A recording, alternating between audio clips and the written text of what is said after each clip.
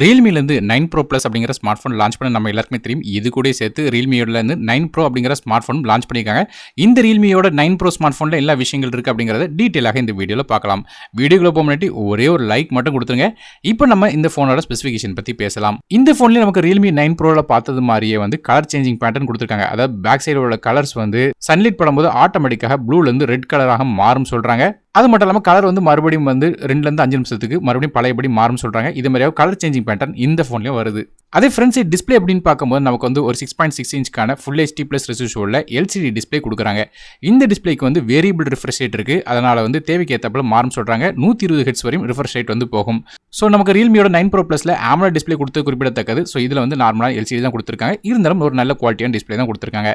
அதே பெர்ஃபார்மன்ஸ்க்கு வரும். நமக்கு இதில் Snapdragonோட 695 அப்படிங்கிற 8 நானோமீட்டர் ப்ராசர் கொடுக்குறாங்க. இது ஒரு 2.2 GHz ரன் ஆகிற Kryoவோட 560 கோர்ஸ் பேஸ் பண்ண ப்ராசர். கிராஃபிக்ஸ்க்கு Adrenoவோட 619L GPU கொடுக்குறாங்க.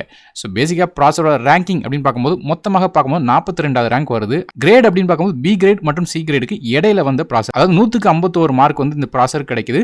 ஸோ ஓவராலாக பெர்ஃபார்மன்ஸ் அப்படின்னு பார்க்கும்போது நமக்கு ஆப்ஸ் ரன் பண்ணுற பிரச்சனை இருக்காது. கேம்ஸ் வரையான விஷயங்கள் ஹெவியான கேம்ஸ் கூட விளையாடலாம். 1-2 கேம்ஸ் வேணால் ஹெவியான கேம்ஸ் விளையாடும்போது லேக் ஆகுமே தவிர மற்றபடியாக மோஸ்ட்லி பெர்ஃபார்மன்ஸ் நல்லா தான் இருக்கும்னு சொல்லி எதிர்பார்க்கலாம். RAM மற்றும் இன்டர்னல் ஸ்டோரேஜ் அப்படின்னு பார்க்கும்போது இந்த ஃபோன் 2 டிஃபரெண்டான வெர்ஷனில் வருது. 6GB RAM with 120GB storage மற்றும் 8GB RAM with 120GB storage அப்படிங்கிற கான்ஃபிகரேஷனில் வருது.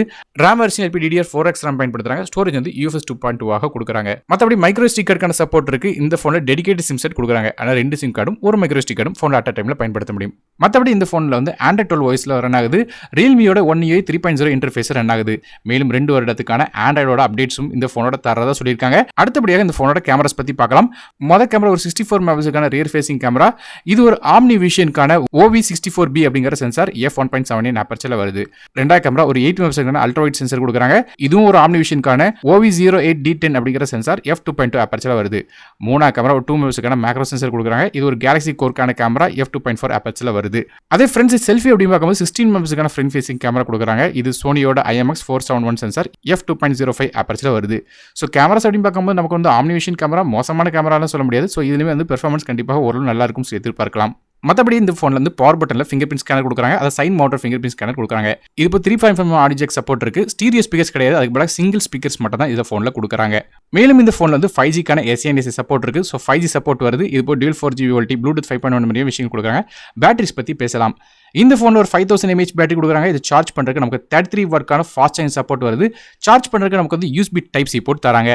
ஸோ ஓரளவு கண்டிப்பாக ஃபாஸ்ட்டாக இந்த ஃபோனால் சார்ஜ் பண்ண முடியும். கடைசியாக இந்த ஃபோனோட விலையை பற்றி பார்க்கலாம். இந்த ஃபோனில் 6GB RAM with 120GB storage விலை 17,999க்கும் 8GB RAM with 120GB storage விலை 20,999 அப்படிங்கிற விலையில் ஃப்ளிப்கார்ட் வெப்சைட்டில் வைக்கிறாங்க. லிங்க்ஸ் கீழே டிஸ்கிரிப்ஷன் கொடுக்குறேன்.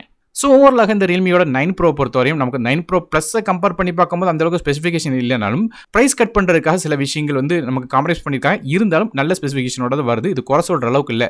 ஸோ நீங்கள் இந்த Realmeயோட 9 Pro பற்றி என்ன நினைக்கிறீங்க அப்படிங்கிற கீழே கமெண்ட் செக்ஷனில் மென்ஷன் பண்ணுங்கள். வீடியோ பிடிச்சா ஒரே லைக் கொடுத்துருங்க. நான் அருண் டெக் மற்ற வீடியோ சந்திக்க வரை நன்றி, வணக்கம்.